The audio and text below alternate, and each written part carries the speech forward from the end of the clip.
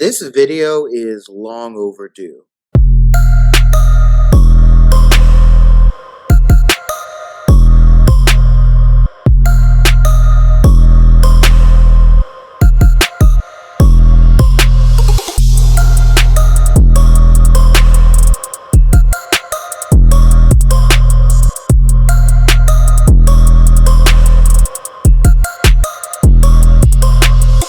Hermeneutics, the study of interpreting the Bible, puts a strong emphasis on understanding the historical and cultural context, and you can see books like Grasping God's Word, the fourth edition, for more on that.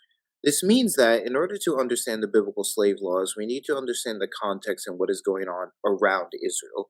We need to be able to understand what is going on in the ancient Near East.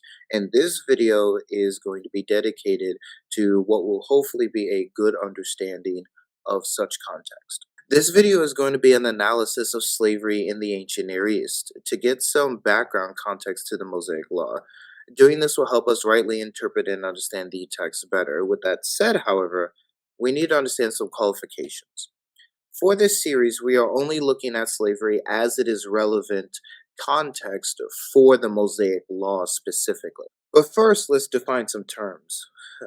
A&E, or the Ancient Near East, is a term for several different civilizations that existed between approximately 3000 BCE and 600 CE. These civilizations covered more than 3 million square miles in the area that is modern-day Turkey, the Mediterranean coast, Iran, Iraq, Syria, and Lebanon.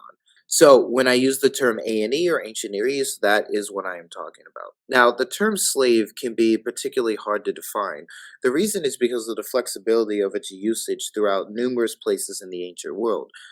For example, it's been noted that in the ancient Near East, all the subjects of the kings, including even highly placed officials, were regarded as slaves of the king. And you can see the Anchor Bible Dictionary for more on that. The term is also used differently across the Hebrew Bible. For example, Exodus 21, 7 through 11, Exodus 32, 13, and Leviticus 25, 55 do not use the term in the same way. However, for our purposes, we are talking about a human slave and human master relationship, and as such, we will define slavery as the Anchor Bible Dictionary does, the institution whereby one person can hold ownership rights over another, or as the Lexham Bible Dictionary does, the practice of one person owning another as property. Slavery was ubiquitous in the ancient world. Slaves were also acquired in a multitude of different ways, including, quote, prisoners of war, purchased by gift, and accepting a person in lieu of debt, according to Douglas and Tenney. They also had many functions, including agricultural, temple, and household functions.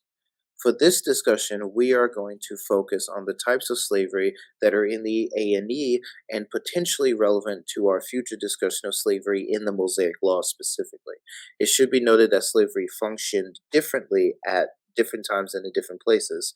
So slavery in Egypt, Israel, and Babylon are going to be a little bit different despite their similarities. But the goal here is not to analyze their differences, but to give an overview of the different kinds of slavery and how they appear.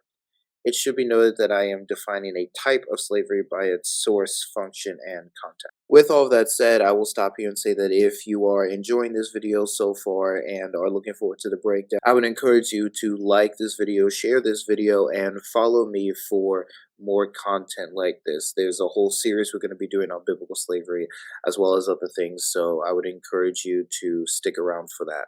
Another quick point to note is that all the resources that I use for this video are going to be in the description of this video. I'm going to be quoting quite a bit, so I would encourage you to check out those sources for further reading. They are very good, and I try to find some good scholarship in this area. So let's talk about the kind of slavery that a lot of different people bring up, and it's sort of the main focus of Christian apologists, you might say, and that is debt slavery. Debt slavery is one of the many ways to become a slave in the ancient Near East.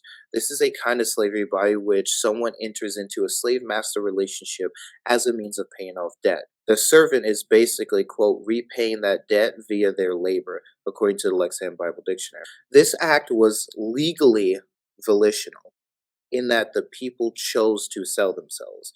With that said, however, people did not always want to do this, and children could also be sold to pay off debt.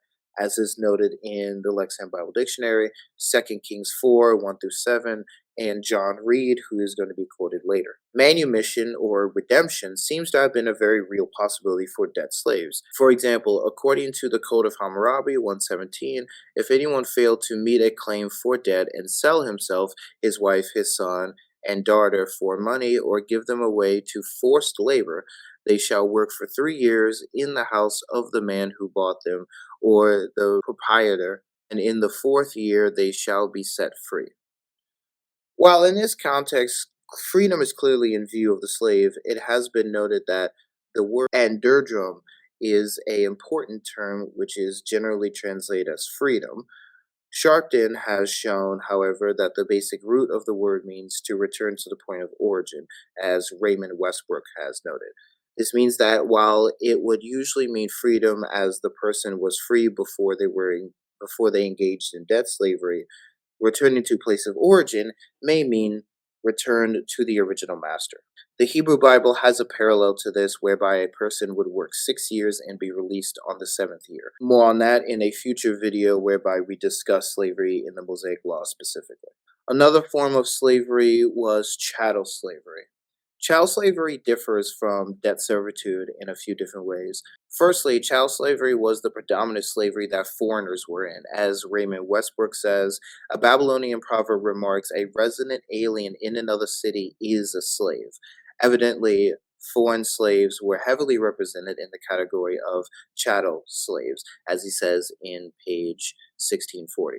The second thing that distinguishes this from debt servitude or other forms of slavery is that this kind of slavery was permanent. We see this, for example, in Leviticus 25, 44 through 46. Another very important point is that slaves were not slaves because of debt.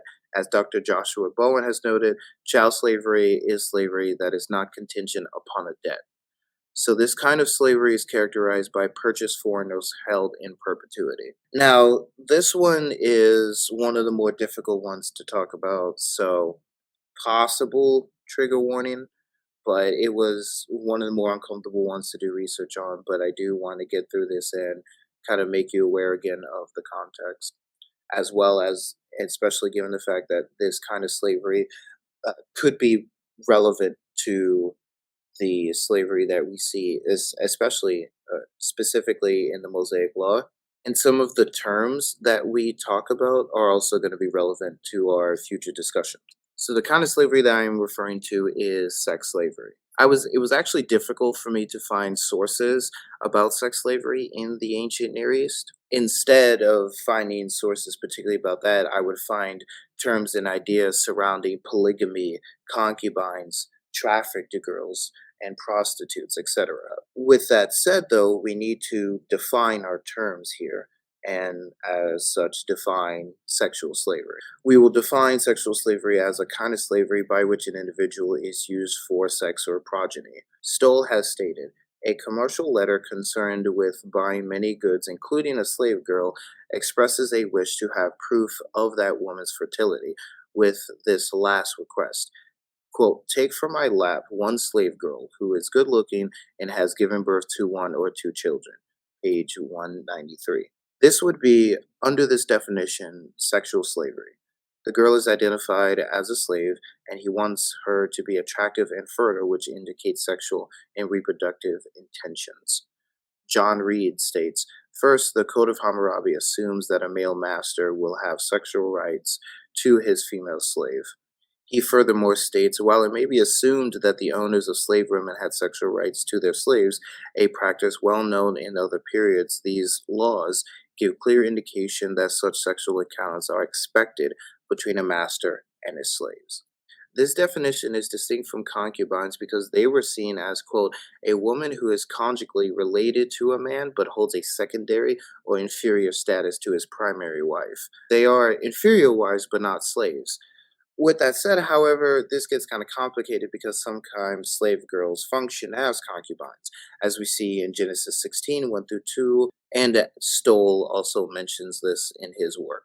It seems that slave girls could function, or in some contexts, be indistinguishable from concubines at some points, but usually concubines were not slaves but inferior wives. This definition further distinguishes itself from prostitution because one has more agency in prostitution, theoretically, than they do in a enslaved sexual context, which we see in the story of Tamar in Genesis 38:13 through 19. The closest parallel to this definition of sexual slavery really is sex trafficking, which is certainly a form of slavery, as Voices for Freedom points out. Due to this, trafficking and sex slavery will be used as synonymous terms, and you can see the paper Hardly Happily Ever After, Trafficking of Girls in the Hebrew Bible, and Trafficking and Prostitution Lessons from Jewish Sources for more on a sort of human trafficking understanding and interpretation of some of these texts. The final one we are going to cover for our purposes today is temple slaves. Temple slaves differ from other slaves in a few different ways. Firstly, as the Anchor Bible Dictionary notes, an important source of temple slavery was the dedication of privately owned slaves to the temples by their devout masters. These kinds of slaves were dedicated to temples. The other difference is, of course, the religious context. At some points, they were seen as gifts to the deity of a particular temple, as Alexander and Violet note. Like other kinds of slavery, this category was largely, if not fully, made up of foreigners, and specifically foreigners who were prisoners of war. For example, quote, a king successful on the battlefield presented to his deity war trophies that included slaves, according to Alexander and Violet. Sometimes temple slaves were subject to permanent slavery, as again Alexander and Violet state. Babylonian temple slaves comprised a caste that could neither buy their freedom, have someone else buy their freedom, nor be adopted by a master. Once a temple slave, always a temple slave. However, as the Anchor Bible Dictionary points out, other sources were the slaves transferred to the temple by insolvent debtors. So while in a Babylonian context, for example, we see permanent servitude in the temple, in other contexts, we see debt being at play. Another important similarity between other forms of slavery and temple slavery is that children are known to be involved. One example of this is a mother who dedicated her children to temple servitude to keep them from starving, as is noted by the Anchor Bible Dictionary and Alexander and Violet. So the reason why I decided to dedicate an entire video to historical background information for the slavery presented in the Mosaic Law is because it's vital for biblical interpretation. This will not just be important for interpretation, but also the last video in this series where I dive into what the Christian faith is supposed to do with all this information. With that said, I hope that you have a better understanding of the context in which the Mosaic Law emerged. Speaking of the Mosaic Law, in my next video, we are going to talk about the Mosaic Law, specifically about its nature. So we are not going to talk about slavery in the Mosaic Law in the next video. In the next video, we need to lay some more groundwork before we get into that. And that groundwork is going to be a discussion about the nature of the Mosaic Law. What exactly is the Mosaic Law? Thank you everyone for watching. If you want the sources I use, again, please check the description of this video. And I would encourage you to like, share, and follow me for more. And check out my link tree to see my other content. I upload videos almost daily. So I have a lot of content that I hope that you can enjoy, both Christian content and non-Christian content. So whether you're a Christian or non-Christian watching this video, I hope you've enjoyed it, and I hope you will check out my link tree for more. Thank you so much for watching. Have a blessed day.